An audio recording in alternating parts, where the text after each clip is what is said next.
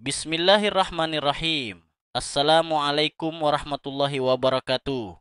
Pada kesempatan ini, Ustadz Rahmat Baekuni akan memberikan kajian tentang merayakan tahun baru. Semoga bermanfaat. Selamat menyimak.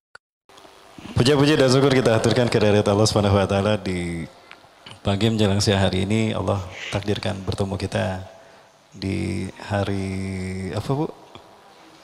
Hari Minggu ya? Hari Minggu bahasa Inggrisnya apa, Bu? Hari Minggu bahasa Inggrisnya apa? Sunday. Tahu kata Sunday diambil dari kata apa? Insya Allah kita akan bedah kata Sunday. Kenapa hari Minggu disebut Sunday? Ditulisnya Sundai atau Sondai?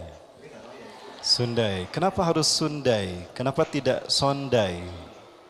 Adakah kata Sunday berkait erat dengan kata Sunda? Apakah Sunda ini nama suku tertua di Jawa Barat? Atau ada hal-hal lain yang terkait dengan arti Sunda? Adakah hubungan antara Sunda dengan Dewa Matahari yang lahir di tanggal 25 Desember? Betulkah Yesus lahir di tanggal 25 Desember? Dan bolehkah kita merayakan hari tahun baru Masehi?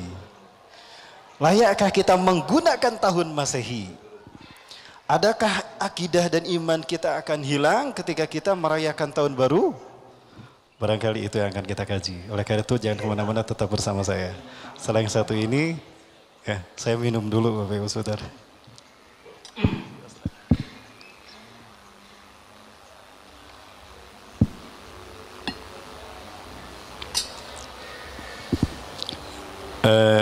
Konektornya belum bisa terhubung ya. Baik, salawat dan salam semoga dilimpahkan pada uswah dan kedua kita Rasulullah Muhammad sallallahu alaihi wasallam yang telah memperingatkan kita untuk tidak mengkultuskan Rasulullah SAW. Rasulullah melarang betul kita mengkultuskan beliau. Sebagaimana dalam salah satu hadisnya, la tatsuni kama utiratin Nasara Isa bin Maryam. Jangan kalian kultuskan aku sebagaimana orang-orang Nasrani mengkultuskan Isa bin Maryam. Apa yang dikultuskan oleh Nasrani kepada Isa bin Maryam? Satu, mereka mengatakan kalau Nabi Isa itu adalah Allah. Wa qaulihim innallaha huwal masihu ibnu Maryam. Dan mereka mengatakan kalau Allah itu adalah Isa bin Maryam. Kenapa demikian? Karena mereka menyaksikan bagaimana Nabi Isa melakukan apa yang menjadi perbuatan Tuhan. Menghidupkan orang yang sudah mati. Membuat burung dari tanah lalu hidup dan terbang. Kemudian juga menyembuhkan orang yang buta hanya dengan mengusap. Masahayam sahu masihun. Ya, dia bisa terbang, berjalan di atas air. Dan juga bisa melakukan apapun yang itu merupakan perbuatan Tuhan. Maka serta-merta mereka mengkultuskan Nabi sebagai Tuhan. Ada juga kelompok dari kaum Nasrani yang mengkultuskan Nabi Isa ini sebagai anak Tuhan. Karena lahir tebapaan. Apakah semua bayi yang lahir tanpa seorang ayah anak Tuhan? Kalau Yesus disebut anak Tuhan karena lahir tanpa seorang ayah, lalu bagaimana dengan zaman sekarang banyak bayi yang lahir tidak jelas siapa ayahnya? Apakah mereka juga anak Tuhan? Kemudian di antara Nasrani juga ada yang mengkultuskan kalau Nabi Isa itu adalah satu dari Trinitas. Tuhan Yesus, Tuhan Bapa di surga dan Ruhul Kudus. Ya, semua itu ternyata lahir dari sebuah doktrin yang sesat yang dibuat oleh pendeta Sanhedrin, para rahib Yahudi yang memalsukan Taurat menjadi Talmud. Betulkah demikian? Akan kita kaji pada kesempatan ini. Waktu kita panjang? Sampai jam berapa? Kemudian,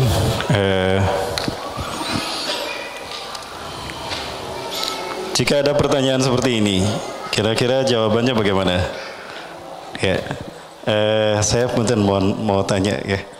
Ibu, kalau ada yang tanya, kapankah ibu dilahirkan? Jawaban ibu tanggal berapa, Bu? Tanggal 5 November. Oh, tanggal 5 November. Tahunnya nggak disebutkan. Sebutkan saja tanggal dan bulannya, tahunnya nggak usah disebutkan.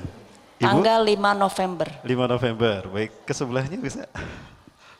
Tanggal 4 Februari. 4 Februari, ya.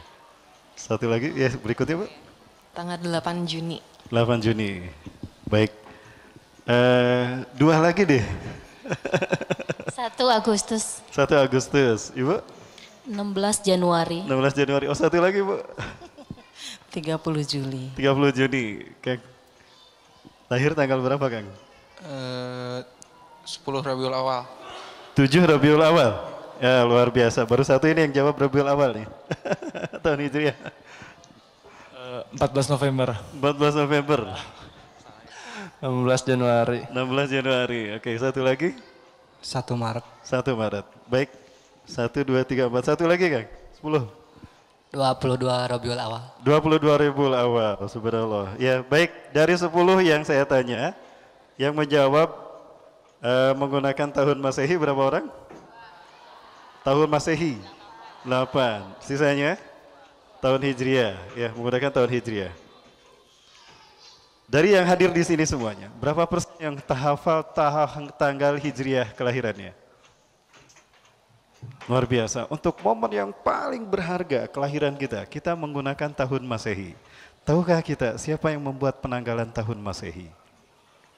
Pertama kali. Baik. Memang rata-rata ini, tapi ini bukan berarti sebuah kesalahan, bukan. Beginilah hebatnya sistem dan hegemoni Barat Romawi terhadap umat Islam. Saya juga sama. Dulu saya tidak tahu tanggal Hijriah saya.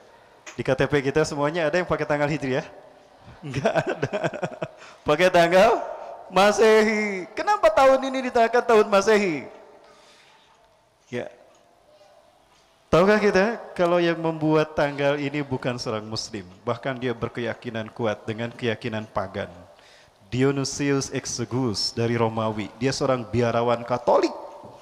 Tahun 527 Masehi, dialah yang membuat tanggal Masehi. Penanggalan Masehi ini dia namakan Anno Domini. Bahasa kitanya adalah tahun Tuhan kita. Kata mereka, Tuhan mereka adalah Yesus. Berarti tahun Masehi adalah tahun Yesus Kristus. Lalu dipakai oleh umat Islam. Boleh tidak? Baik.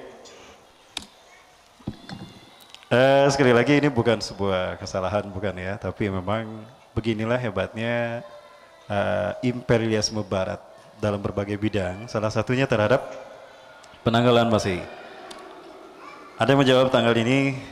Badan yang menjawab seperti ini. Saya lahir tanggal 25 Desember 1979. Dirayakan oleh seluruh dunia nih yang terakhir. Betul? Ulang tahunnya dirayakan oleh seluruh dunia. Baik. Tapi apakah kita? Kapan kita dilahirkan? Baik, penulis sekalian, penanggalan Masehi dan juga doktrin Natal ini sangat berbau mitologi, mitos alegoris matahari. Ya. Kata Masehi diambil dari bahasa Arab, dari kata masaha yamsahu masihun. Orang isim fa'ilnya masihun, hampir sama dengan isim masdarnya. Masaha yamsahu mashatan wa masihan itu mengandung arti mengusap. Ya, mengusap. Kemudian juga membelai itu masih. Kemudian juga pengembara itu al-masih. Ya. Nah, Nabi SAW dia bergelar Al-Masih karena beliau banyak menyembuhkan, melakukan mukjizat penyembuhan dengan mengusap. Beliau pula yang melakukan pengembaraan di muka bumi, mengusap bumi dengan pengembaraan, maka disebut Al-Masih. Ya, baik Al-Masih ataupun nama Isa itu juga kedua-duanya dari Allah Subhanahu wa taala. Allah yang memberikan nama dan gelar ini sebagaimana di dalam Quran surat Ali Imran ayat ke-45 sampai ayat ke-46. A'udzubillahi minasyaitonirrajim. Iz qalatil malaikatu ya Maryamu innallaha yubashshiruki bikalimatin minhu ismuhul Masihu Isa ibnu Maryam. Iz qalat, dan ingatlah ketika berkata al malaikatu malaikat. Yang dimaksud al malaikatu jama', tapi yang dimaksud Jibril. Menunjukkan beliau memiliki kekuasaan yang luar biasa. Innallaha ya Maryamu, hai Maryam. Maryam ini ibunda dari Nabi Isa alaihissalam, putri Hanah binti Fakus atau putri dari Imron. Imron ayahnya Siti Maryam, ibunya Siti Maryam Hanah binti Fakus. Ya. Ya Maryam, hai Maryam, innallaha sesungguhnya Allah yubashshiruki memberikan kabar gembira kepadamu bikalimatin Yaitu satu kalimat minhu dari Allah, ismuhu namanya Al-Masih Isa bin Maryam. Kenapa disebut kalimat? Karena Nabi Isa lahir karena kalimat Allah, kun fayakun, jadi maka jadilah dia. Inna masala Isa bin Maryam indallahi kamasali Adam.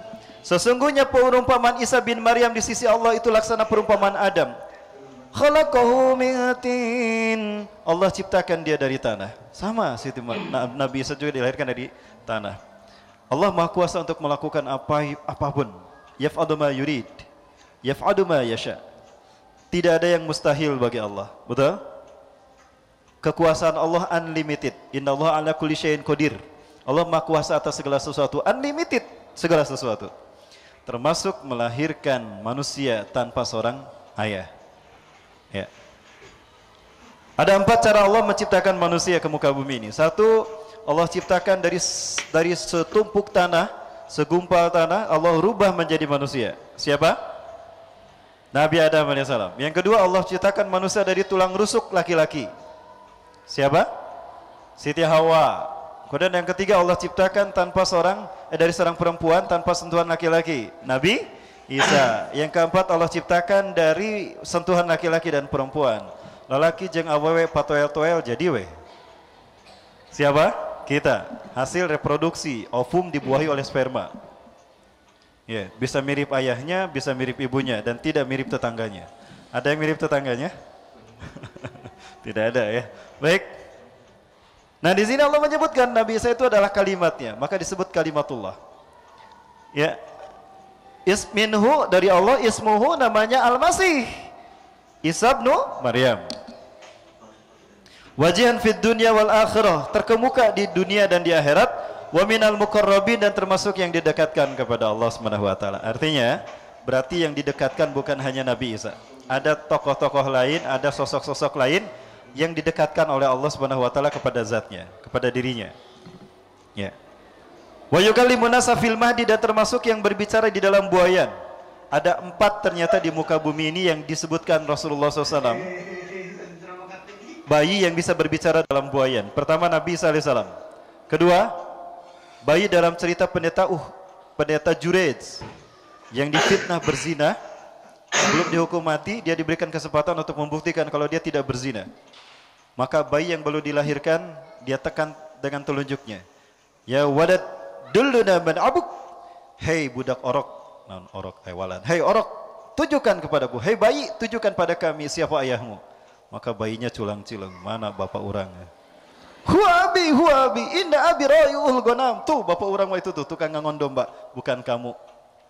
Maka terbuktilah Jurej bukan ayahnya. Maka terbebas beliau dari hukuman mati. Yang ketiga, bayi yang bisa berbicara dalam buayan ketika baru dilahirkan, belum lama dilahirkan, yaitu dalam cerita Ashabul Ukhdud. Ya, ketika Waddah, seorang pemuda yang tadinya dikadar menjadi seorang penyihir, The Master, menang audisi The Master, malah jadi orang yang soleh. Ketemu dengan seorang yang soleh, Tolhah, dia berubah menjadi muwahhid. Hijrah dia menjadi seorang pemuda da'i dan ahli tauhid. Maka orang-orang Najran mereka masuk Islam, beriman bahwa yang menghidupkan mematikan bukan Raja Jahdun di Yaman itu yang kejam, yang mengaku Tuhan, tapi Tuhan itu Allah. Dengan menyaksikan bahwa yang menghidupkan mematikan adalah Allah, Wadah mengorbankan dirinya untuk membuktikan yang menghidupkan dan mematikannya adalah Allah. Maka penduduk Najran beriman. Raja marah, maka dibakar mereka satu-satu yang beriman. Di antara ada seorang ibu yang akan dibakar, dia mengendong seorang bayi yang baru dilahirkan. Sang ibu berpikir, kalau aku yang dibakar mafi muskilah.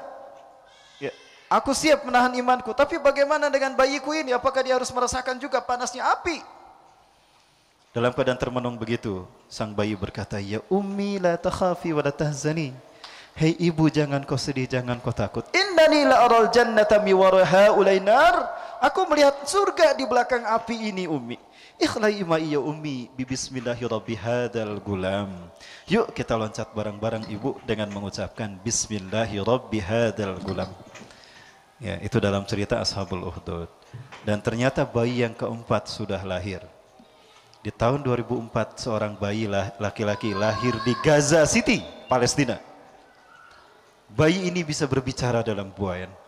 Ketika akan memasuki mobil, bayi ini berkata, Assalamualaikum warahmatullah. Hah? Hata Sibyan Usani mana kadalik? Ya budak orok bisa mengucapkan salam. Kaget semuanya. Hana Sibyan, ayo Hana Sibyan.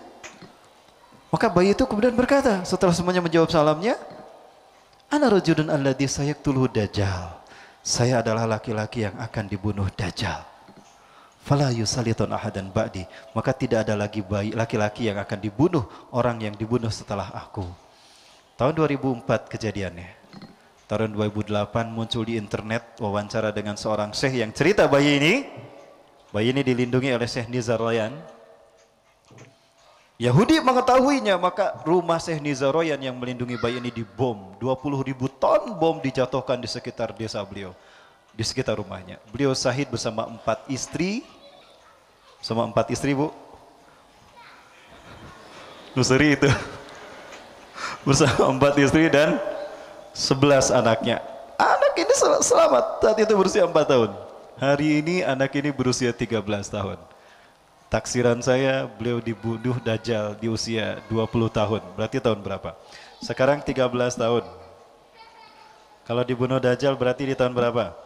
Usianya 20 tahun taksiran saya. 2020? 2024. Ya, Rasulullah pernah menyebutkan, ya kaditu kadia materi ini itu. Bias ngalir banyak. Innallaha, ini ada hadis dari Abu Hurairah, riwayat Imam Abu Daud. Innallaha yab'atsu min hadhil ummah. Sesungguhnya Allah akan mengutus dari umatku ini ala rasi kulli mi'ati sana setiap 100 tahun sekali. Man yujaddidu dinaha, seseorang yang akan memakmurkan agamanya, yang akan menzahirkan agamanya. Islam akan bersih dan Islam akan berkuasa di muka bumi seluruh dunia. 100 tahun sekali. Abad kejayaan Islam sebelum kita Turki Utsmani berakhir di 1924, tambah 100. 2024 itu berbarengan dengan masuknya umat Islam ke fase yang kelima, fase khilafah ala minhajin nubuwah. Artinya abad ini adalah abad khilafah. Hadis ini tidak menjadi doif gara-gara ada perpu yang melarang ormas. Yang berbau khilafah. Tidak jadi doif hadis ini, tetap sahih. Tidak ada yang bisa mengalahkan Rasulullah, Allah dan Rasulnya. Ya, saya ingatkan kepada siapapun kepala negara di muka bumi ini.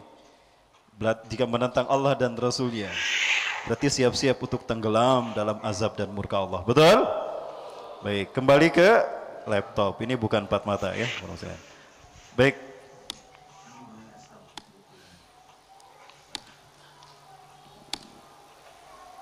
Nah ini dia.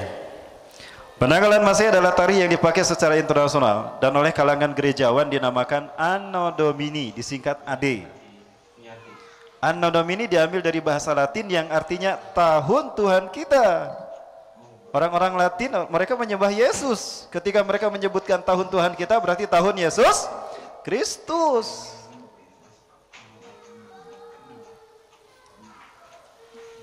Rupanya ada seorang yang menangis ini. Jangan-jangan anak saya ini. Ya, atau juga disebut Common Era, CE ya, yang artinya era umum, terhitung sejak lahirnya Isa bin Maryam atau yang mereka sebut Yesus.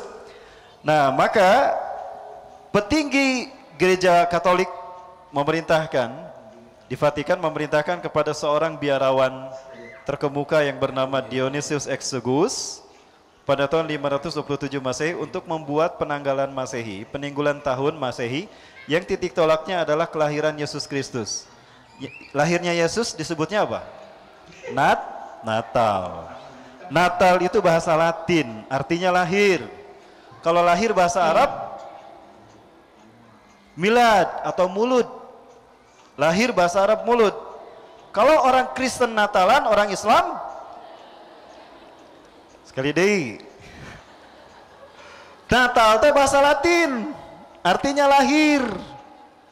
Kata lahir dalam bahasa Arab disebutnya mulud. Jadi lamun orang Kristen Natalan, orang Islam muludan. Boleh nggak muludan? Kan kata Rasulullah tadi, la tatsruni kama utiratin Nasara Isa bin Maryam. Jangan kalian kultuskan aku sebagaimana orang Nasrani mengkultuskan Isa bin Maryam. Asak tu turut monding atuh. Monding dia turutan. Duh Bapak Ibu pun tanya rada heureuy. Siapa yang melayakan muludan pertama kali? Solehuddin Al-Ayyubi. Tidak ada muludan di zaman Rasul, para sahabat dan ulama-ulama salafus soleh. Tidak ada. Baik. Penanggalan tahun Masehi yang dibuat oleh Dionysius Exiguus itu hanya 10 bulan pada awal mulanya. Bulan yang pertama bukan Januari. Bulan yang pertama adalah bulan Martius. Ya. Dikaitkan dengan Dewa Mars. Kita tahu bahwa bangsa Romawi ini adalah kaum pagan penyembah banyak dewa. Dan dewa-dewa yang mereka sembah, mereka yakini, mereka imani dibentuk, dibuat patungnya. Maka bertengger di kekaisaran Romawi, patung-patung dewa-dewa mereka. Ayah Dionysius, Herakles, ya Jupiter, Apollon. Dan begitu pula yang didapati oleh Ashabul Kahfi di Philadelphia, Damaskus, Suriah. Ya, 100 tahun setelah Nabi SAW diangkat ke langit. Nah, kemudian itu bulan pertama, Martius. Nah, bulan kedua itu terkait dengan ritual penyambutan musim semi. Karena di 3 bulan sebelumnya, ya, Januari, Februari, Maret itu, mereka mengalami musim dingin. Maka di bulan berikutnya itu dalam keadaan musim semi, mereka sambut dengan sukacita. Maka diadakan ritual penyambutan musim semi. Ritual itu dinamakan Aperili. Jadilah ritual itu di waktu di mana ritual itu dilakukan dinamakan bulan Aprilius. Orang-orang Romawi selalu menggunakan us-us dalam menamai sesuatu. Makanya kaisar-kaisar dan nama-nama Romawi itu ada usnya. Maximilianus, Adrianus, ya Heraklius, Kang Engkus, Mang Ius, Kang Uus. Jadi ke Sunda ke bawah-bawah. Baik, eta yang berdarah Romawi tapi cicing di Sunda ya. Baik. Ada bulan Meius dikaitkan dengan Dewa Maya. Konon kalau tidak salah Dewa Maya ini dewa senandung. Ya, jadi kalau pengen punya anak bisa nyanyi kasih nama Maya. Pasti bisa bersenandung ya. Betul ya? Nama Maya jago nyanyi ya. Ada Maya Romantir, Maya Estianti, ada duo Maya. Ya, kumaha Ustad lamun laki jago nyanyi Mayo berarti. Kemudian ada Junius dikaitkan dengan dewa Juno.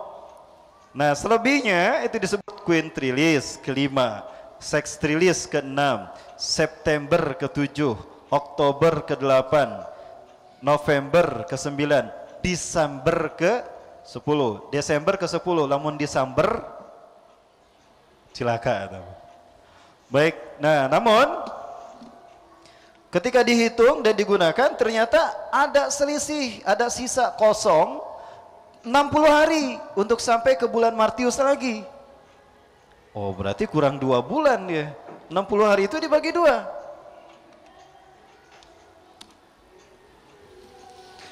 Maka 30 hari pertama diberi nama Januarius, dikaitkan dewa Janus, dewa yang bermuka 2. Satu wajah mengadah ke depan menatap masa yang akan datang, satu lagi mengadah ke belakang menatap masa yang lalu. Ya. Maka wajar kalau bulan Januari menjadi bulan pertama. Karena dikaitkan dengan dewa yang bermuka 2, Janus. Nah, bulan berikutnya biasanya sebelum bulan Martius ada ritual ruatan kampung. Dan ini biasa dikaitkan dengan dewa Febria atau Dewi Febria. Dewi kasih sayang, cinta kasih. Nah, makanya di bulan Februari ini ada hari Valentine, hari kasih sayang, terkait dengan dewa Febria. Maka bulan itu dinamakan bulan Februarius. Maka genaplah bulan mereka menjadi 12.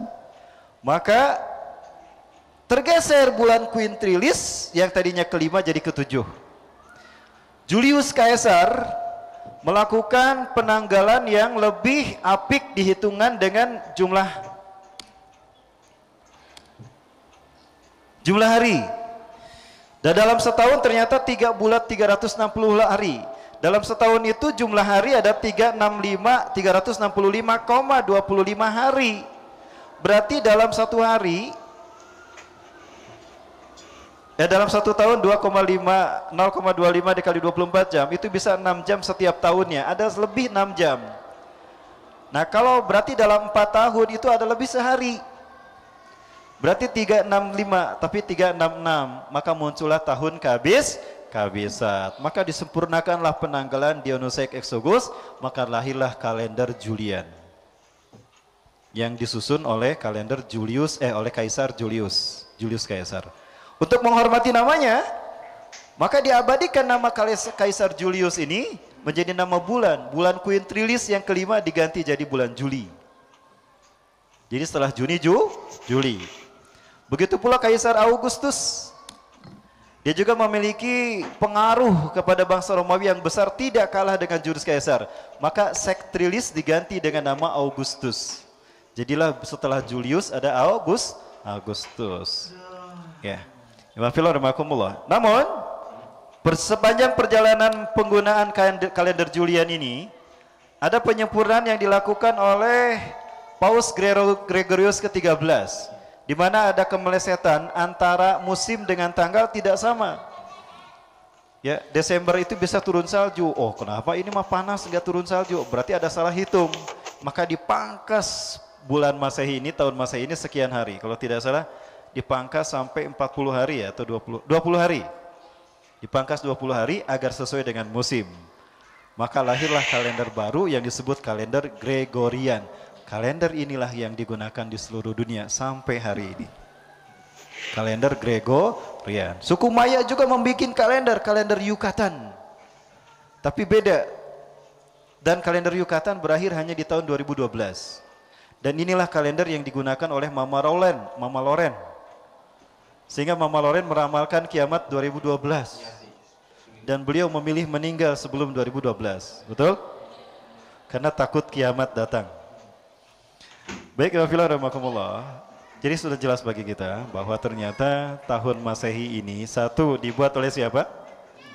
Seorang biarawan Katolik namanya Dionysius Exogus. Dia beriman tidak? Dia imannya kepada siapa Tuhannya Dionysius? Allah apa Yesus? Yesus. Kira-kira dia membuat penamaan bulan berdasarkan syariat Islam, berdasarkan iman Islam, atau berdasarkan keyakinan Yesus Kristusnya?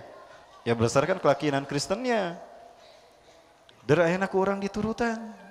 Kita pakai sekarang. Berarti kita menggunakan kalender Yesus Kristus. Boleh tidak? Nah, mulai hari ini ganti ya, cari tahu kelahiran hijriahnya kapan. Weh, nanti kita makan-makan di mana? Di restoran di kafe 18. Di sana suka ada pengajian. Di jalan mana? Jalan Anggrek kapan? Nanti 14 Rabiul Akhir ya. Hari Senin. Nah, gitu. Bikin agenda. Kembalikan. Kalau bukan kita yang menggunakan kalender hijriah, lalu siapa? Betul? Nanti kalau ketemu saya lagi saya tanya, Bu, lahirnya kapan, Bu? Harus apa? Kalender hijriahnya. Ada kalender kan? Ada buku agenda yang bisa menghitung sampai 50 ke belakang. Ada rumusnya untuk mengetahui kita lahir hijriahnya kapan. Ya, cari ya. Ya, Rabiul Awal ya, saya juga Rabiul Awal, hari Rabu. Ya, udah ketemu alhamdulillah. Tahunnya 1390 sekian lah ya. Baik, Iwabillah. Kemudian tentang Natal. Natal itu bahasa Latin, artinya lahir. Secara istilah, Natal itu adalah upacara orang Kristen untuk memperingati hari kelahiran Yesus Kristus, Tuhan Yesus, maka disebut Natal. Jadi kalau orang Kristen Natal melahirkan lahirnya Yesus Kristus, Tuhan. Hari Mauludan merayakan hari lahirnya Nabi Muhammad, Tuhan bukan? Tapi dan Natalan merayakan hari lahirnya Tuhan, hari Mauludan. Lagi Pak Yoslian, sekali lagi kita tidak boleh tasabuh. Segala sesuatu yang bertentangan dengan Quran dan Sunnah itu harus kita tinggalkan. Seseorang dikatakan sah iman Islamnya jika memenuhi dua syarat. Para ulama sebetulnya membuat banyak syarat. Ada banyak syarat untuk mengatakan seseorang sah iman Islamnya. Dari sekian banyak syarat tadi cuma dua yang menjadi pokoknya. Minimalnya dua. Yang pertama al-mutaba'ah. Yang kedua ikhlas. La tasihu akidatul mar'il muslimi illa bisyartain. Tidak sah akidah seorang muslim kecuali memenuhi dua syarat ini. Yang pertama al-mutaba'ah. Ma hiya al-mutaba'ah? Ayyakuna kitabullah wa sunnatun nabihi masdar aqidatih. Yaitu dia mengantungkan imannya, dia membangun iman Islamnya tentang hidup dan kehidupannya berdasarkan Quran dan Sunnah. Mana yang sesuai dengan Quran Sunnah, itu yang dia imani. Mana yang tidak sesuai dengan Quran dan Sunnah, dia tolak. Wala tasihul aqidatul mar'il muslim bitaqalladi alal masayyikh. Dan tidak sah akidah seorang muslim kalau taklid kepada syekhnya, taklid kepada gurunya. Ada cek mama ge kieu, cek syekh juga kieu, cek guru ge kieu. Salah, tidak. Tidak bisa. Kenapa kamu mengikuti Syekh Anu? Karena saya ini berkata sesuai dengan Quran dan Sunnah. Saya ikutin. Nah, itu ittiba. Saya itu hafal Quran, hebat. Nah, itu taklid. Kagum kepada kebebasan Syekh, lalu diikutin, itu taklid. Kita mengikuti Syekh karena dia sesuai Quran Sunnah. Nah, itu ittiba.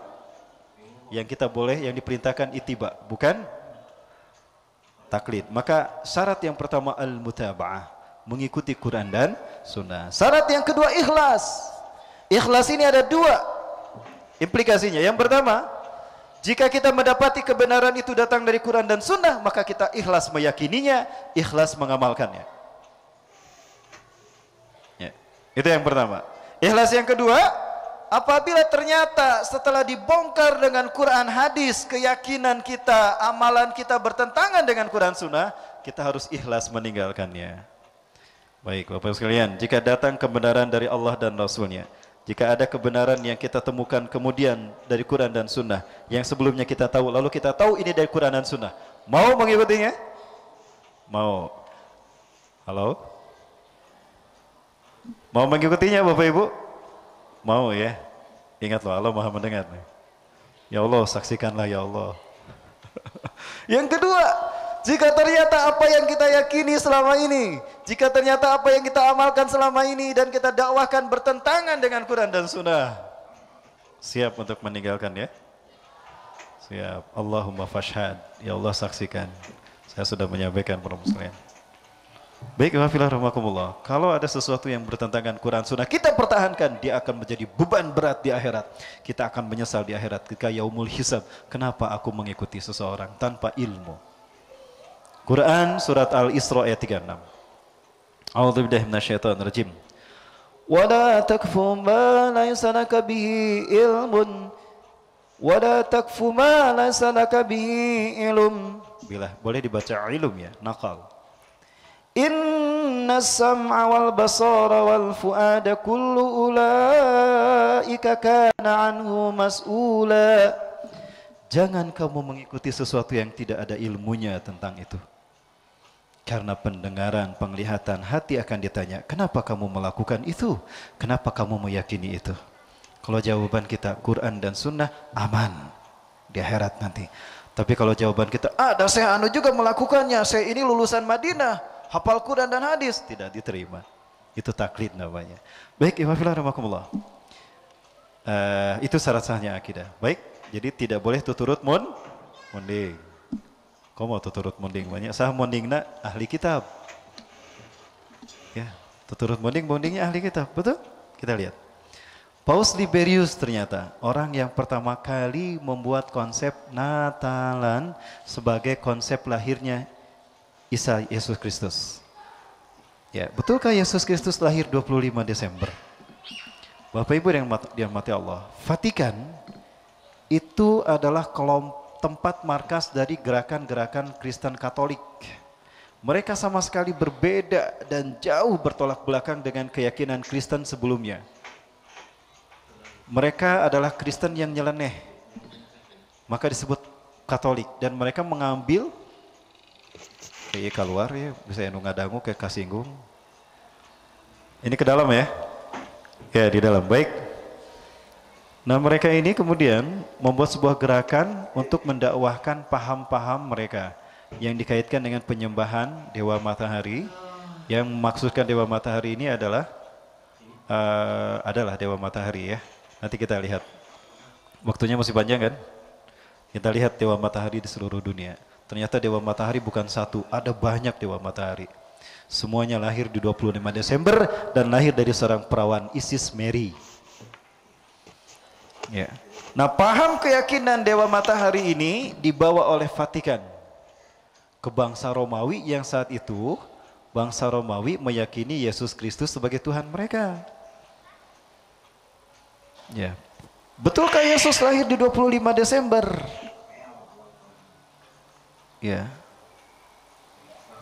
Maka para pendeta Vatikan inilah yang membuat pengaruh, menanamkan cerita, membuat sebuah cerita dongeng kepada bangsa Romawi, sehingga bangsa Romawi menerima pengaruh yang dipropaganda disampaikan oleh Vatikan, sehingga mereka menerima kenyataan yang ditetapkan oleh Kaisar Konstantin, di mana Kaisar Konstantin pada tahun 330-an lah, 330 atau 340 menyatakan kalau 25 Desember itu hari lahirnya Yesus Kristus.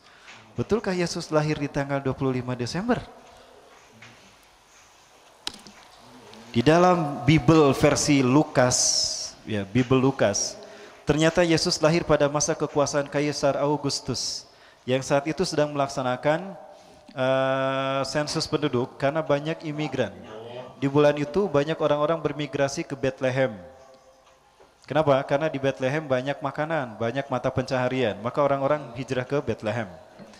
Maka di saat itu Kaisar Augustus melakukan sensus penduduk. Nah, ada Yusuf dan Maria yang sedang hamil tua datang ke Bethlehem. Melihat, mencari-cari hotel dan mes untuk tempat tinggal ternyata tidak ditemukan. Sementara Maria sudah tidak kuat ingin melahirkan. Maka ada seorang pemilik lumbung padi menerima Maria dan Yusuf, menawarkan itu ada lumbung padi, ada kandang sapi dan lumbung padi. Mungkin di situ bisa digunakan untuk melahirkan, untuk persalinan Maria. Biar saya bersihkan dulu. Maka betul kan Yesus lahir di lumbung padi. Cerita mereka. Ya. Di mana pada saat itu, di malam lahirnya Yesus, para penggembala kambing menggembalakan kambingnya di padang-padang rumput, karena padang rumput tumbuh rumput subur. Baik.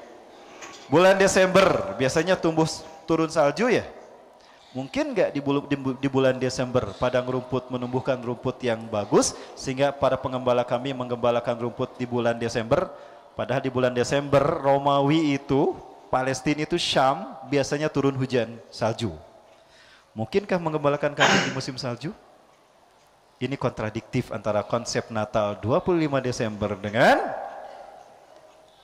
Bible sendiri, ya, Bible Lukas. Begitu juga dengan Bible Matius. Pasal 2 ayat 1, 10 dan 11. Sesudah Yesus dilahirkan di Bethlehem di tanah Yudea pada zaman Herodus yang agung, datanglah orang-orang Majusi dari timur ke Yerusalem. Mereka melihat bintang berapi, komet hijau bergerak. Wah, ini Yesus sudah lahir, bayi itu sudah lahir. Dicari-cari, ketika didapati di rumah yang di mana Yesus tinggal, ternyata Yesus sudah dilahirkan. Maria sudah menggendong Yesus. Pada saat itu, para pendeta Majusi dari timur ke Yerusalem ini melihat bintang di langit. Berarti langit dalam keadaan cerah. Cerahkah langit di musim salju? Tidak. Mungkinkah bintang terlihat di musim salju? Berarti konsep Natal 25 Desember bertentangan dengan Bible kitab suci orang Kristen sendiri. Jadi ternyata rambung atunya akidah nate kumaha itu. Baik para sekalian, kayak begitu nyambung deh kira lamun dibahas dilanjutkan. Jadi para sekalian, penjelasan ini semua tidak sesuai. Ya.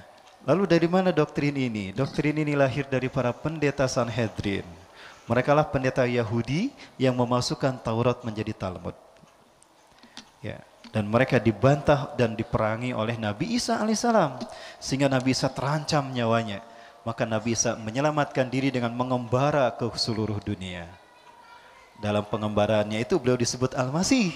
Ya, mengusap dunia dengan pengembaraannya. Kedua, beliau bertemu dengan sebuah kaum yang banyak orang-orang yang buta karena sejak lahir. Itu disembuhkan dengan cara diusap. Masahayam sahu. Maka dia bergelar Al-Masih. Kenapa Allah memberi gelar Al-Masih kepada Nabi Isa? Karena Allah akan memberikan mukjizat penyembuhan untuk dakwah kepada manusia dengan cara mengusap masahayam sahu masihun atau mashatan. Ternyata banyak kelompok-kelompok yang menentang Natal ini. Bukan hanya kalau orang Islam sudah pasti menentang. Ya. Ada fakta penolakan terhadap ritual Natal. Yang pertama, Katolik Encyclopedia edisi tahun 1911 tentang Christmas Natal bukanlah upacara gereja yang pertama, melainkan ia diyakini berasal dari Mesir, perayaan yang diselenggarakan oleh para penyembah berhala dan jatuh pada bulan Januari. Kemudian dijadikan kelahiran Yesus. Di dalam buku yang sama tentang Natal Day dinyatakan sebagai berikut. Di dalam kitab suci tidak ada seorang pun yang mengadakan upacara atau penyembelihan perayaan untuk merayakan kelahiran Yesus. Hanyalah orang-orang kafir saja seperti Firaun dan Herodes yang berpesta pora merayakan hari kelahirannya ke dunia ini dengan meledakkan bom-bom mercon. Bom-bom mercon. Apa? Kok bom mercon? Apa? Petasan, kembang api, mercon. Dan itu perilaku kaum Majusi. Kayak malam kan ya? Kayak malam sok rame ya? Itu ritual Majusi. Para penyembah dewa matahari. Orang-orang Majusi menyembah Ahura Mazda, dewa matahari mereka, dengan menyalakan mercon, kembang api. Ya, subhanallah. Baik. Banyak sekali para sekalian. Yang kedua, Ensiklopedia Britannica edisi 1948 juga menyatakan yang sama. Natal bukanlah upacara gereja abad pertama. Yesus Kristus atau para muridnya tidak pernah menyelenggarakan dan Bible juga tidak pernah menyelenggarakannya. Upacara ini diambil oleh gereja dari kepercayaan kafir penyembah berhala. Yang ketiga, Ensiklopedia Americana tahun 1944 menyatakan menurut para ahli pada abad-abad permulaan Natal tidak pernah dirayakan oleh umat Kristen. Pada umumnya umat Kristen hanya merayakan hari kematian orang-orang terkemuka saja, tidak pernah merayakan hari kelahiran. Jadi ulang tahun itu berarti sama. Ya, sunnah dari siapa? Sunnah paganis. Ya, lamun ngarayakeun ulang tahun berarti merayakan mengikuti ritual kaum pagan. Karena nusok ulang tahunan. Baik para sekalian, lalu seperti apakah kisah Yesus yang sesungguhnya? Dan kenapa muncul pelanggaran seperti itu, penyimpangan seperti itu? Para ini ada tayangan. Mudah-mudahan bisa membantu kita untuk memahami hal itu.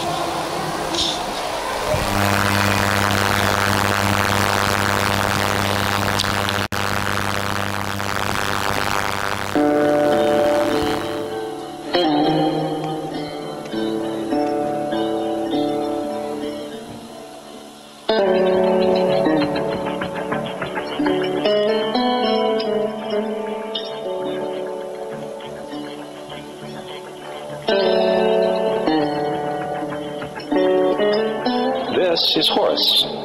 He is the sun god of Egypt of around 3000 BC. He is the sun anthropomorphized, and his life is a series of allegorical myths involving the sun's movement in the sky. Perhatikan bentuk gambar Horus, mulai dari ujung kepala mulai dari atas sampai bawah. Perhatikan, para malam. Broadly speaking, the story of Horus is as follows. Horus was born on December 25th of the Virgin Isis Mary.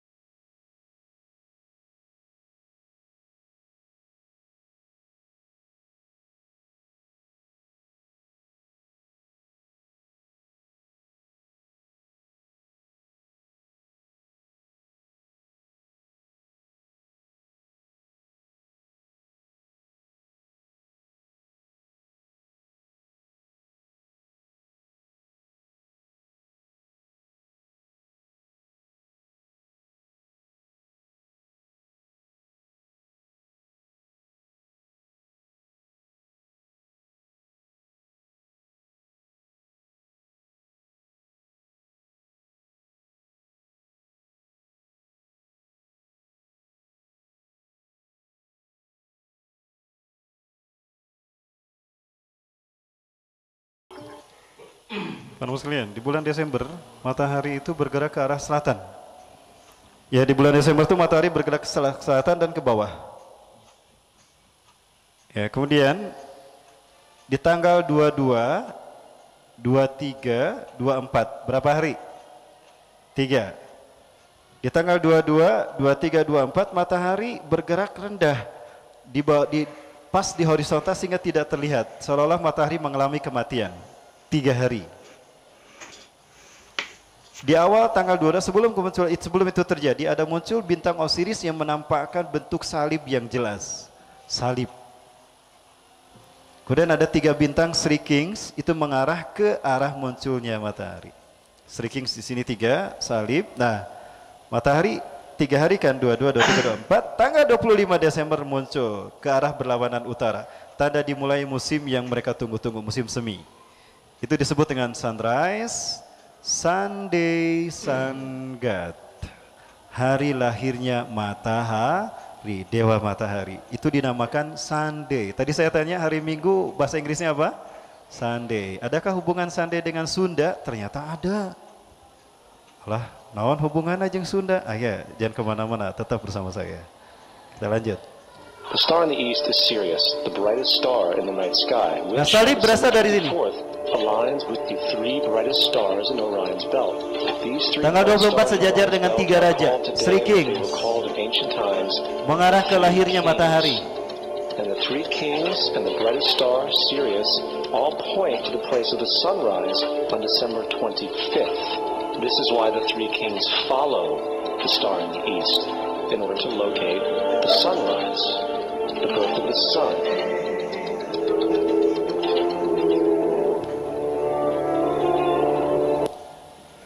Filosofi Tuhan Dewa Matahari belum pernah muncul dan terpikir oleh bangsa Romawi. Itu diusung oleh para Sanhedrin yang berkedokan Vatikan. Mereka ingin menjajah Romawi, maka keyakinan Romawi itu harus dirampas dan Romawi harus meyakini keyakinan mereka. Tapi tidak mungkin mereka berhasil menjajah Romawi, maka keyakinan Romawi diadopsi, digabungkan dengan keyakinan Dewa Matahari mereka. Maka pada akhirnya bangsa Romawi menerima Kaisar Konstantin yang memutuskan 25 Desember lahirnya Yesus Kristus, padahal hari lahirnya Dewa Matahari. Maka diceritakan Yesus itulah Dewa Matahari. Kalau memang betul Yesus Dewa Matahari, lalu siapa Dewa Matahari yang pertama sebelum Yesus lahir? Itu akan kita jawab insya Allah. Tadi saya katakan perhatikan apa yang ada di kepala, perhatikan bentuk wajah Horus, dan perhatikan mata Horus. Itu akan nyambung kepada iblis dan dajjal. Iblis dan dajjal. Betulkah demikian? Luar biasa. Di saat Osiris berkuasa di Mesir sebagai penguasa Mesir, raja Mesir, saat itu muncul fitnah. Fitnah yang mengatakan kalau Osiris bukan orang Mesir, tapi bangsa Haikos yang datang ke Mesir, keturunan bangsa Haikos, dia menjadi penguasa Mesir. Ini tidak boleh. Maka terjadi kudeta, digulingkan dan Osiris ini mati. Maka Horus, dia bangkit menyelamatkan kekuasaan ayahnya.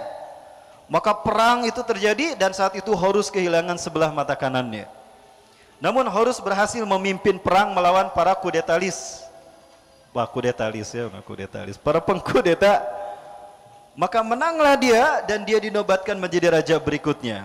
Karena dia kehilangan sebelah matanya, maka dia disebut raja atau Tuhan bermata satu. Itu perang sekalian. Dan dia bergabung dengan para patih-patih raja ayahnya, ya, kemudian Horakti, maka terbentuklah Rahorakti. Ini keyakinan yang coba kita ungkap, tapi luar biasa. Keyakinan ini malah menyesatkan banyak manusia di muka bumi. Dijadikan sebagai akidah Ratu Balkis. Di zaman Nabi Sulaiman, doktrin ini dihapuskan. Maka Ratu Balkis didakwahi dan Ratu Balkis pun masuk Islam. Ini cerita versi orang Kristen yang masuk Islam. Noriega, ini adalah mu'alaf. Usianya 1 tahun di bawah saya, dia dari London, dia membuat film ini. Dia mengentukan tentang cerita yang sesungguhnya tentang Yesus dan Siti Maria. Tentang Maria ya.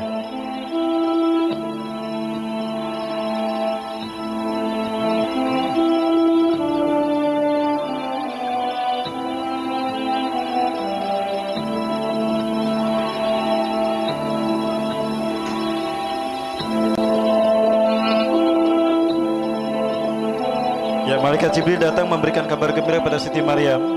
Walaupun Siti Maryam berat dan belum bisa menerima dengan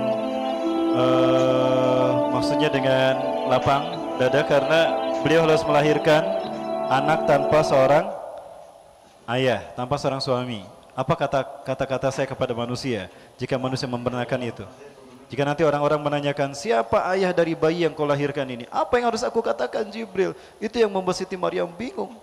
Sampai-sampai Siti Maryam mengatakan, aduhai kiranya aku tidak terlahir sebelum ini.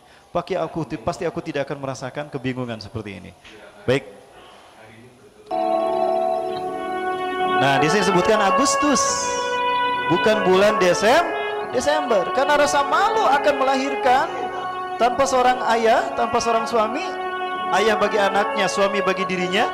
Maka Siti Maryam pergi mengembara ke Nazaret, tempat di mana Nabi Isa dilahirkan, di padang yang tandus, bersandar kepada sebuah pohon kurma yang tadinya kurmanya mati, kering. Ya, mohon maaf di pause dulu Bu rekamannya. Ini saya terangkan dulu. Gak apa-apa direkam lagi. Begini, biar jelas para penulis lain ya. Nah, Siti Maryam ketika itu tidak kuat melahirkan, bersandar dan berpegang kepada batang pohon kurma.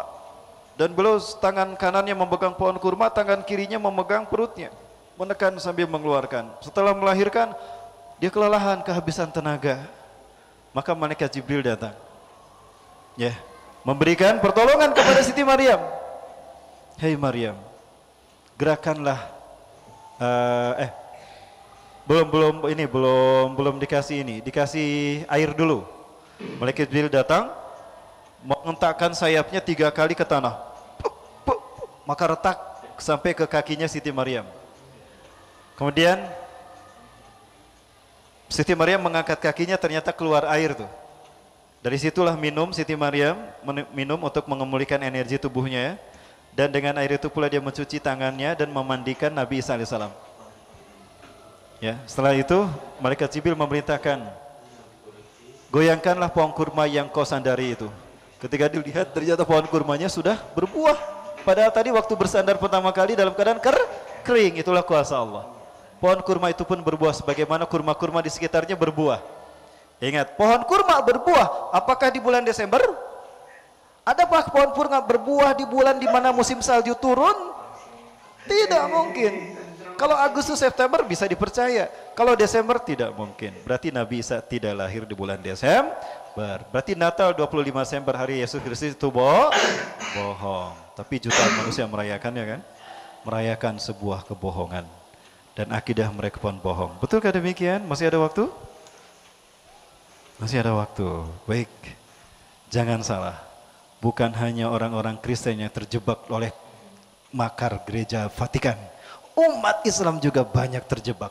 Selain kepada perayaan hari tahun baru, juga ada yang terjebak di mana umat Islam sholat di sebuah masjid, di mana masjidnya penuh dengan simbol-simbol pagan, simbol-simbol dewa matahari. Betulkah demikian?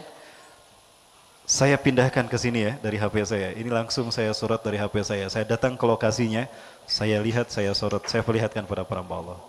Akan sesuai dengan materi yang kita bahas.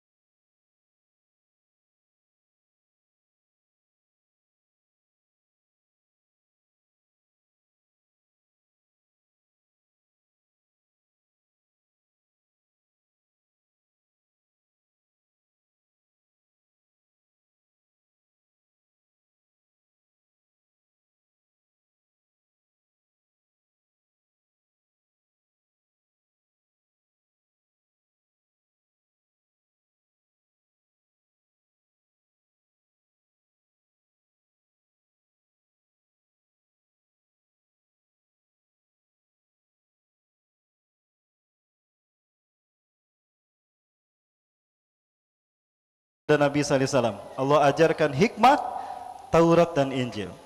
Kenapa Taurat diajarkan juga kepada Nabi Isa? Nah, penuh sekalian, cerita keajaiban tidak berjalan di situ saja. Pada berikutnya Nabi SAW dipelihara oleh Siti Maryam. Kemudian setelah Siti Maryam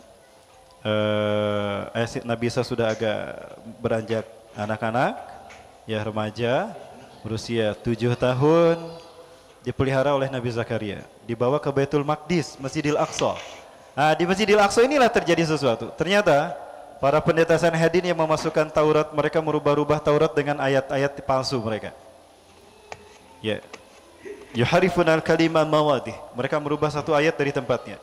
Sumayaktubunal kitab bi aydihim, lalu mereka menulis ayat dengan tangan mereka sendiri. Sumayakuluna hadza min indillah, lalu mereka mengatakan ini datang dari Allah padahal bukan dari Allah. Setiap kali pendeta Sanhedrin yang memasukkan Taurat, ceramah tentang Taurat, dibantah sama Nabi Isa. Ah, kieu Taurat teh, da yang saya terima dari Allah mah enggak begitu. Naik eta mah kana meja Nabi Isa. Wailun lakum, celaka kalian. Innakum tuharifunal kalima mawadih. Kalian telah merubah satu ayat dari tempatnya. Taurat yang kalian maksud tidak begitu. Bla bla bla bla bla, dibacakan sama Nabi Isa. Allah, kanyahoan euy. Selama ini kita membohongkan Taurat, gak ada yang membantah. Giliran aya nu bantah, budak leutik nu bantah. Isa bin Maryam. Setiap kali pendeta Sanhedrin ceramah tentang Taurat, dibantah sama mereka. Sama Nabi Isa. Maka lama-lama para pendeta ini berkumpul. Iya budak lamun diantep tekor orang kanyahuan bohongna. Jadi kumaha atuh? Bunuh dia. Tong salah goto. Kumaha piraku kudu dibunuh? Kalau nggak dibunuh, kita tidak aman. Oke, kami sepakat dibunuh. Kumaha carana? Kita ini kan pinter, cerdas. Ayat Allah aja kita hapus, kita karang sendiri. Kita bikin aja cerita. Cerita apa? Cerita Tuhan bingung. Maka muncullah doktrin Tuhan bingung. Kok bisa Tuhan bingung? Duka tuh udah cek pendeta sendiri. Ini saya baca ketika saya kuliah ilmu perbandingan agama dulu ya. Saya baca referensi tentang Bible, ya kitab-kitab terdahulu. Nah, orang-orang Yahudi Sanhedrin di zaman Nabi Zakaria dan Nabi Isa, mereka membuat cerita. Intinya ingin membunuh Nabi Isa. Kumaha carana supaya tidak terlihat makar mereka, dibuat doktrin Tuhan bingung. Kenapa Tuhan bingung? Bingung mikirin Adam. Sudah dilarang jangan memetik dan memakan buah hudi, dimakan jeung Hawa. Maka Tuhan murka kepada Adam. Di saat Tuhan akan menghukum Adam, aduh, Adam ini manusia, kalau aku hukum kasihan. Jangankan Adam, alam semesta disintrek hancur. Kamu Adam ya. Bingung Tuhan, hukum jangan. Itu bingungnya Tuhan. Akhirnya Tuhan punya ide. Tadi nanti apa aku dukung. Inilah gilanya orang Yahudi Sanhedrin. Ingat para sekalian, para pendeta Sanhedrin merubah baju mereka menjadi ordosion. Ordosion mereka kuat berpengaruh saat itu menjadi Knight Templar. Knight Templar berubah menjadi Illuminati. Illuminati berubah menjadi Freemason. Mereka yang mengusung gerakan Zionis sampai hari ini.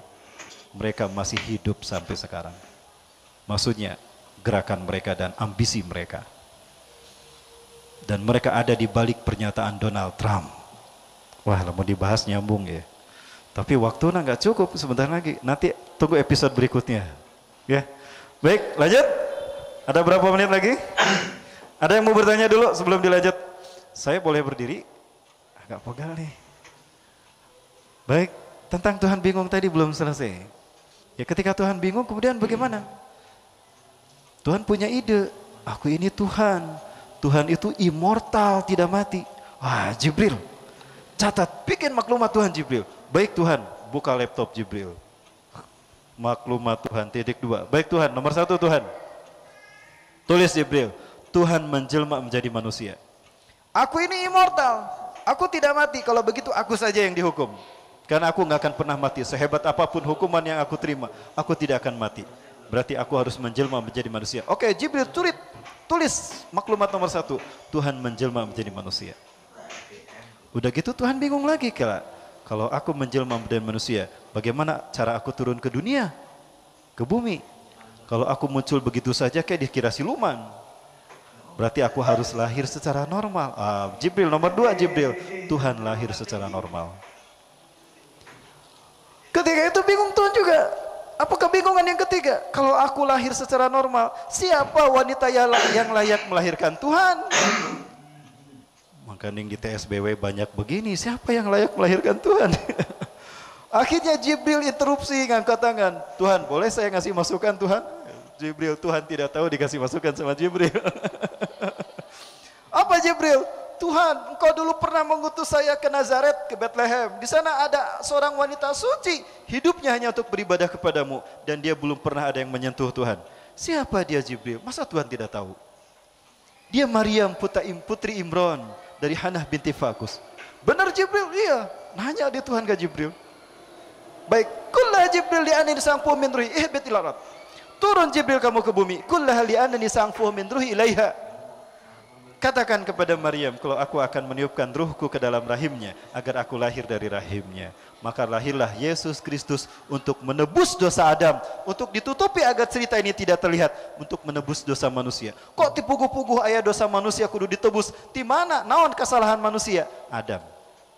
Ini kebohongan ini kerang oleh pendeta Sanhedrin. Cerita ini kemudian dihasutkan kepada raja-raja Romawi. Yang terhasut diantaranya adalah Herodus yang agung. Maka saat itu dia marah dan dia mengejar-ngejar Nabi Isa alaihissalam.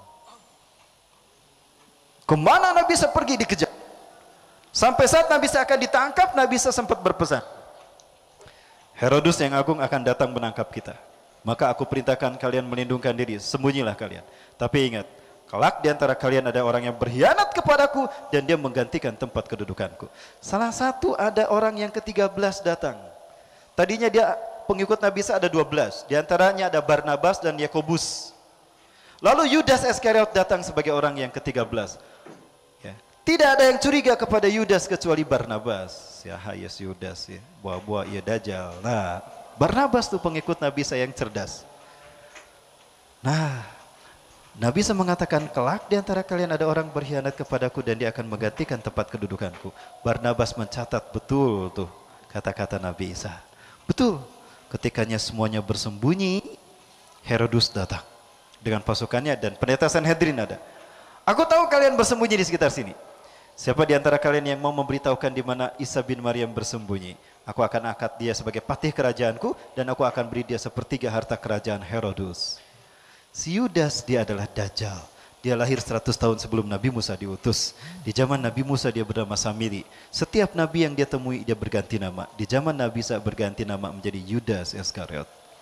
Dia butuh harta untuk keliling dunia. Dia butuh kekuasaan untuk mempengaruhi manusia. Maka dia membutuhkan itu. Maka keluarlah dia. Aku tahu di mana Isa bin Maryam bersembunyi. Ikuti aku. Ketika dia akan masuk ke tempat Nabi Isa bersembunyi, Allah berfirman pada Nabi Isa. Surat Ali Imran ayat 55. A'udzubillahi minasyaitonirrajim. Iz qala Allahu ya Isa inni mutawaffika wa rafika ilayya wa mutahhiruka minal ladzina kafaru wa ja'ilul ladzina tabauka fawqal ladzina kafaru ila yaumil qiyamah summa ilayya marji'ukum fa ahkumu bainakum fima kuntum fihi takhtalifun. Maka ketika Yudas masuk, Nabi Isa sudah diangkat ke langit. Ada tidak Nabi Isa? Tidak ada. Yudas culang-cilung. Ka mana Nabi Isa? Da bieu mah di dieu. Ka mana nya? Piraku ngalengit. Di saat itu dia mengalami peristiwa Indri. Ada salibnya orang Katolik, di atasnya ada tulisan Indri, di atas ada patungnya kan, patung Yesusnya ya. Ada tulisan Indri. Indri artinya penjelmaan. Ini dibahas dalam Quran surat An-Nisa ayat 157 159. Surat An-Nisa 157 159. Wa qalim inna qatalnal masiha Isa ibn Maryam Rasulullah wa ma salabuhu wa ma qataluhu wa ma salabuhu walakin syubbiha lahum. Dan perkataan klaim para orang-orang Yahudi Sanhedrin, kami telah membunuh Isa bin Maryam Rasulullah. Mereka tidak membunuhnya. Kalau tidak dibunuh mati tidak? Berarti Nabi Isa masih hidup? Masih hidup. Di mana Nabi Isa sekarang berada? Di langit, diangkat oleh Allah. Kan tadi warafika ilayya, dan aku akan mengangkatmu ke sisiku. Wa masalabu, dan tidak pula menyalibnya. Lalu siapa yang disalib kalau bukan Nabi Isa? Yudas yang diserupakan menjadi Nabi Isa alaihissalam. Ketika dia disalib, ditidurkan, dia melihat Nabi Isa diangkat ke langit. Di situ dia berseru pada Nabi Isa, Eli, Eli lama sabahtani, Tuhanku, Tuhanku, kenapa kau tinggalkan aku? Eli, Tuhan bahasa Ibrani. Bahasa Romawi, Eli itu Tuhan. Ada Bu Eli di sini? Ya. Baik, Ibu Eli ganti nama ya Bu. Eli itu artinya Tuhan Bu. Baik, aduh panjang sekali materinya ya. Kirain saya bisa singkat. Kita belum bicara tentang Sunda nih.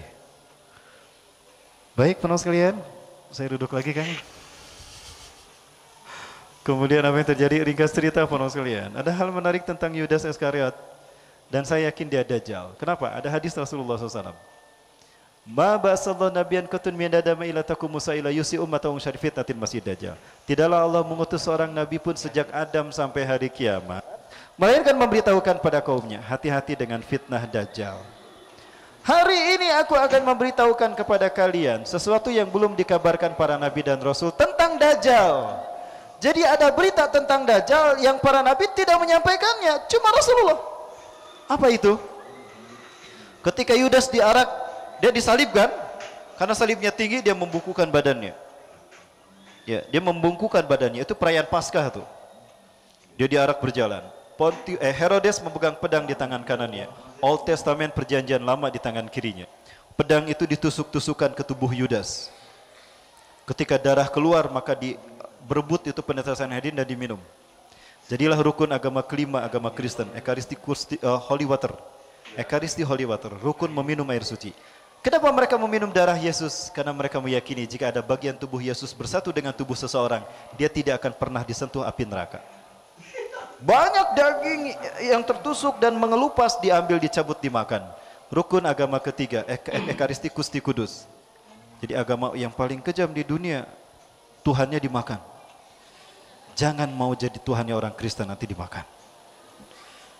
Nah, salah satu tusukan pedang Herodes menusuk mata kanan Yudas Iskariot.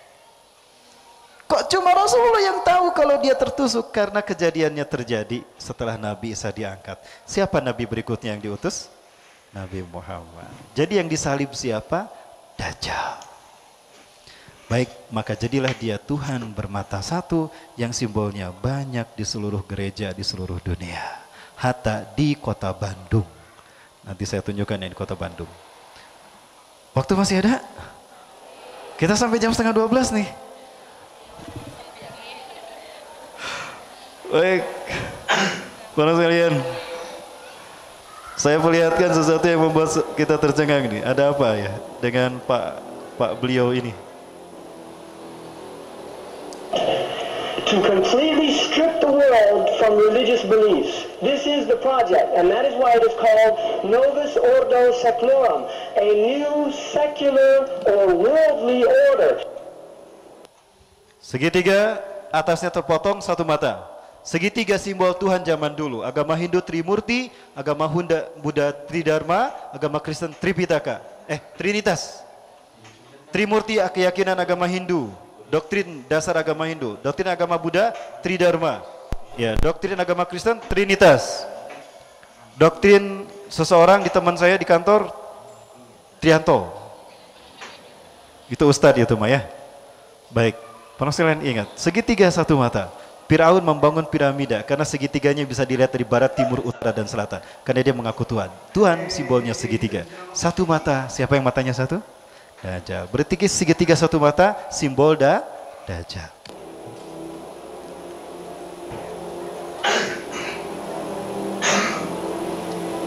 You can't handle the truth. Segitiga satu mata di sebuah gereja di Slovakia.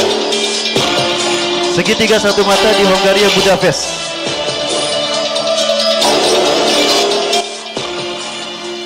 Di dalam gereja Saint Annie, segitiga satu mata. Ya, katedral di Amerika, segitiga satu mata. Di Amerika Serikat, segitiga satu mata. Dom in Italia, Filipina, Polandia, Krakow, Warsawa, Republik Czech, Utah, Amerika Serikat, Prancis, Domin. Simbol-simbol ini banyak terdapat di katedral, bahkan di gereja Roma, Vatikan juga terdapat.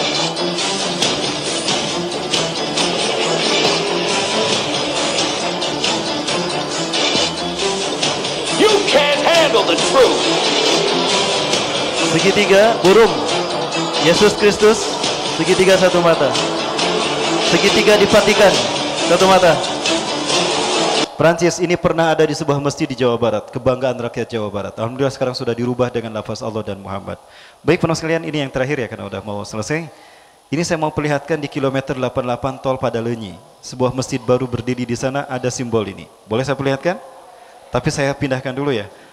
Kang, saya minta waktu, masih ada 5 menit? Ada. Boleh 5 menit Kang ya? Sebelum diberesin.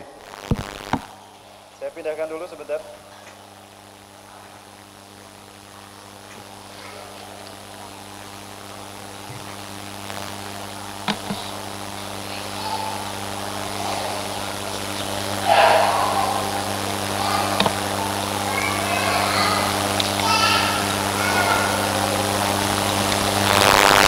Bapak Ibu, sebentar lagi kita akan selesai karena masjid akan dibereskan ya. Tapi saya minta waktu dulu. Ini sedang proses ya. Para Allah bisa saksikan. Ini kan saya perlihatkan sebuah masjid di kilometer 88 yang bikin saya kaget. Sengaja saya mampir dulu ke dalam masjid ini, ingin membuktikan betulkah berita orang ini benar. Ada simbol-simbol yang mengagetkan kita sebagaimana yang kita lihat. Sambil ini berlangsung, saya lanjutkan dulu film ini.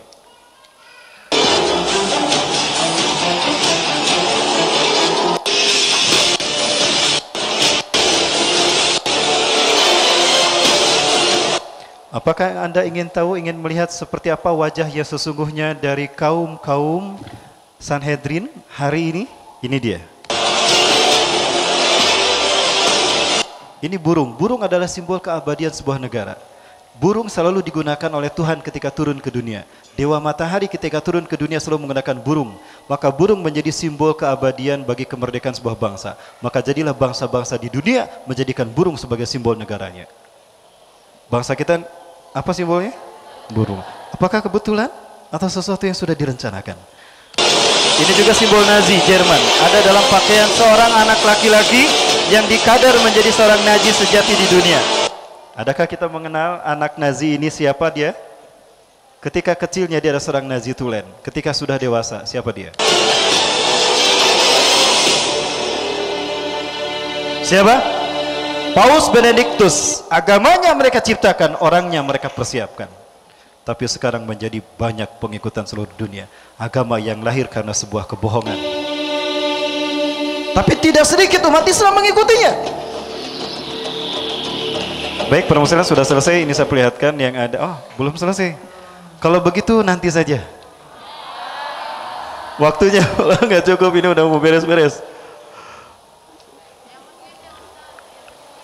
Yang masjidnya, ya ini masjidnya Bu.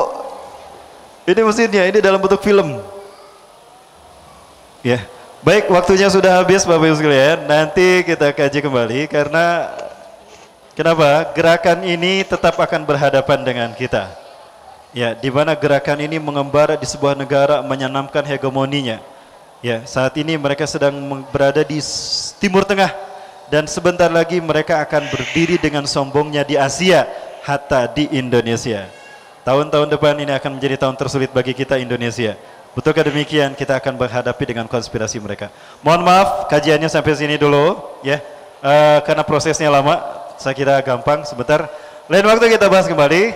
Kalau Bapak Ibu buktikan saja, jika Bapak Ibu mampir mau ke Jakarta, mampir di masjid di rest area 88. Lihat masjidnya, kita diskusikan. Sosok yang membuat masjid ini ingin menjadi calon kepala daerah. Jangan, mau dipilih nggak?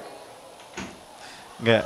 Mohon maaf, ini dikat ya, dikat. Tapi saya khawatir. Saya khawatir kepemimpinan bangsa kita dan bahkan kota Bandung dan Jawa Barat akan dipegang oleh kelompok yang satu ini. Apakah kita akan membiarkan begitu saja atau kita akan berjihad menghadapi mereka? Kita tentunya jihad. Kita tidak rela simbol-simbol Dajjal ada di negara kita, bahkan di kota Bandung yang kita cintai. Bahkan inginnya kita jadikan Bandung kota bertauhid. Betul? Allahu Akbar. La ilaha illallah Muhammadur Rasulullah. Ya. Al-Qur'anu dusturuna. Panjang teing. Al-Qur'anu dusturuna. wa sunnatu Rasulillah sallallahu alaihi wasallam manhajuna wa syahidu fi sabilillah asma manina Allahu Akbar. Sekalian, jika kita sahid dalam perjuangan ini, maka kita akan menjadi sahid terhebat di muka bumi. Karena yang kita hadapi adalah sang kampiun kesesatan, iblis dan dajjal.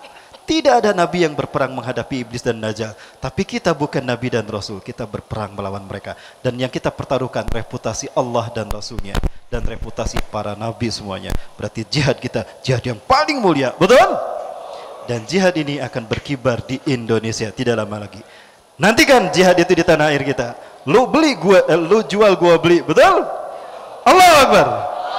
Terima kasih atas perhatiannya dan Allah yakum azmin wa minkum. Assalamualaikum. Alhamdulillah, semoga apa yang disampaikan bisa menjadi ilmu yang bermanfaat dan membawa keberkahan. Jangan ragu untuk like, share, dan subscribe agar dakwah ini bisa menjangkau lebih banyak saudara kita. Sampai jumpa di video berikutnya. Barakallahu fikum. Wassalamualaikum warahmatullahi wabarakatuh.